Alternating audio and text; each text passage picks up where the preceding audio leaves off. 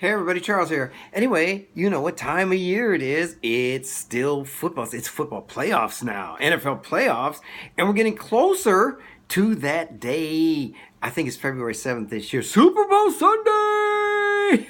And you root for whatever team is left because, if you're like me from Detroit, you're not rooting for your squad because or Cleveland, that ain't happening. It's like, oh man, wait till next year. That's our battle cry.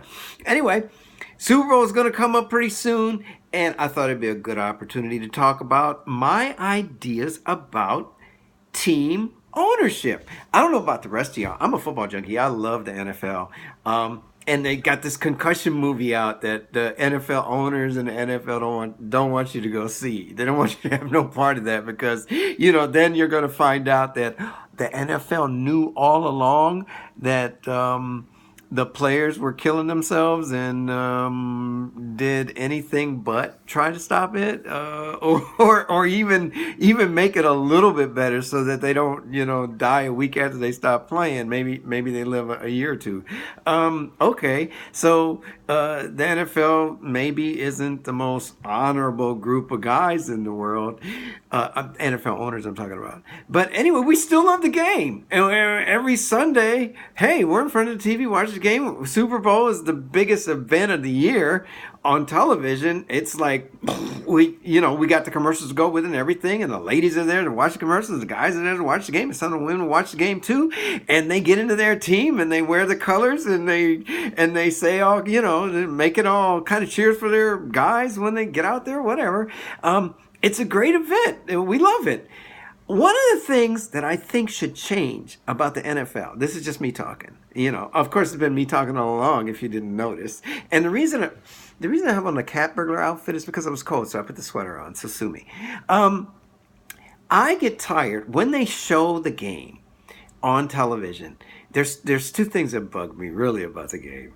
It's the sideline reporter about with a special interest story about the play. Let's talk about the game that we're watching, not some thing about some guy's mother who named him after a moving company or something. Let's not hear that. Let's just not go into that. I don't want to know about that. And unless you're going to interview Joe Namath again and he tries to kiss the girl that interviews him, now that's entertainment right there. I say bring Joe back. Make sure you give him free beer and drinks first, and then interview the guy.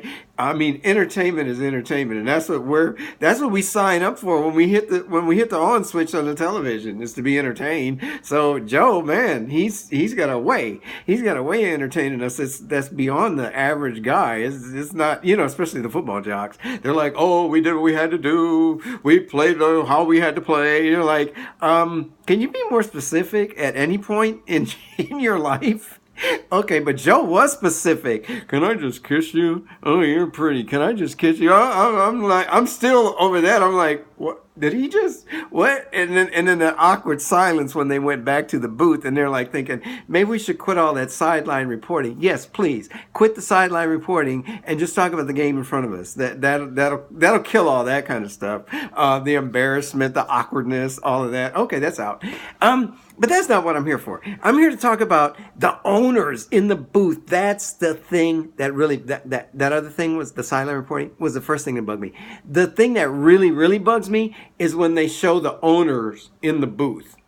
And they always wear white shirts. Crisp starched white shirts. You got to wear a crisp starched white shirt if you're a billionaire and you own a football team. It's to let everyone else know I have my shirt starched. Because I'm so filthy rich that I don't even wear it again. I just starch this shirt, and then when I'm done, when I take it off at the end of the day, I'm just going to throw it out or give it to one of the servants or something because they don't have enough clothes, or they can take it home to their families.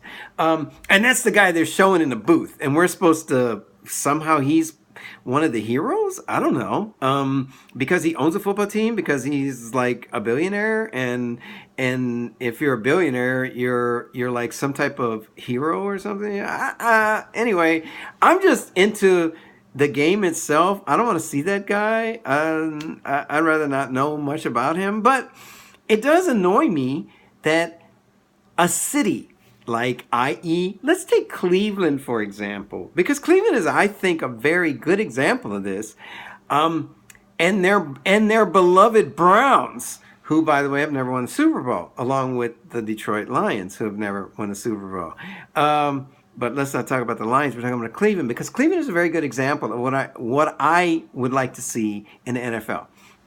When the Cleveland Browns owner, Armadale, decided to pack his team up and head out of town because he wasn't getting a new stadium, and it's like, you build me a new stadium that, even though I'm a billionaire, I want taxpayers to pay for, and y'all to give me money. I'm a billionaire, but I want y'all to give me money.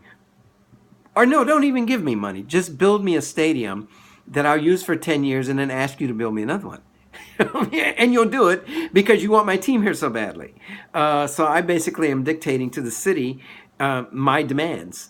Kind of like a hijacker or a terrorist would. I'm not allowed to say that word on any source media, because then it'll bring down the hounds of hell, and all kind of heat will come down on my head.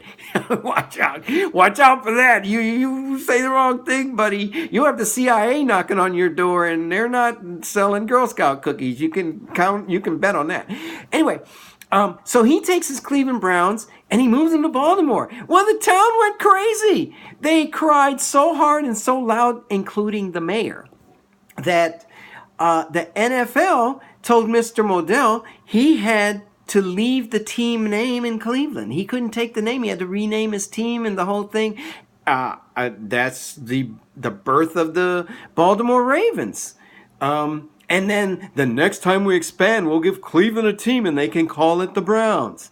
So why, if it's so important for a team to be associated with the city it's in, why doesn't the city own the team? Or,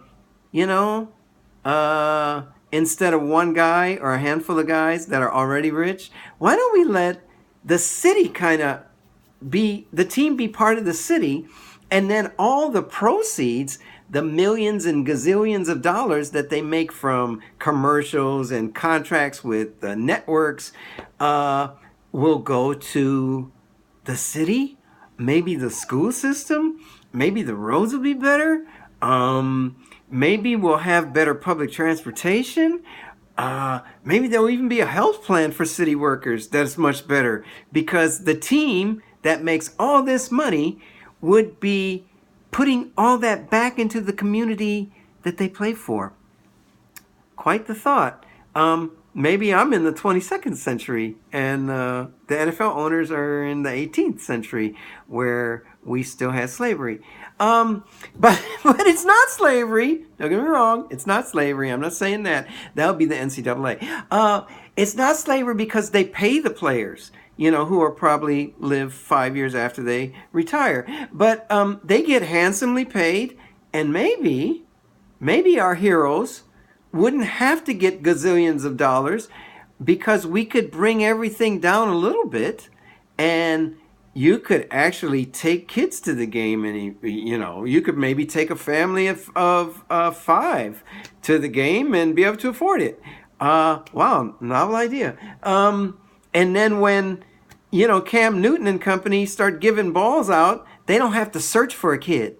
There'll be a bunch of them on the sideline. They just throw the ball. They don't even have to look. They just throw the ball into the crowd and the kid will get it, because there'll be lots of kids at the game, because kids like football. Novel idea. But my idea is quite simple.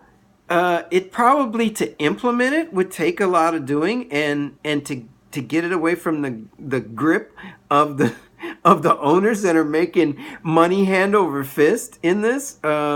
I don't know. Maybe they don't make that much money. I'm thinking if you can pay if you can sign your star quarterback to a $100 million contract, you're probably making a lot of money. Probably a great deal of money. And if that money went into the city, wow, there would be so much improvement in these cities, that there would at least be 32 cities that would have improvement. And that's just it would be more like, I would really, and fans as a rule would be a lot more loyal to their teams, and like, that's my team because the proceeds go to my city and benefit my community and help put more books in my library and put books in my children's school, or pave my roads, or whatever the case may be. Maybe it's far-fetched. Maybe I'm way out there on a limb. Maybe it's something that could be done. Maybe we should talk about it a little bit more on the next episode of Hey Y'all, Charles here.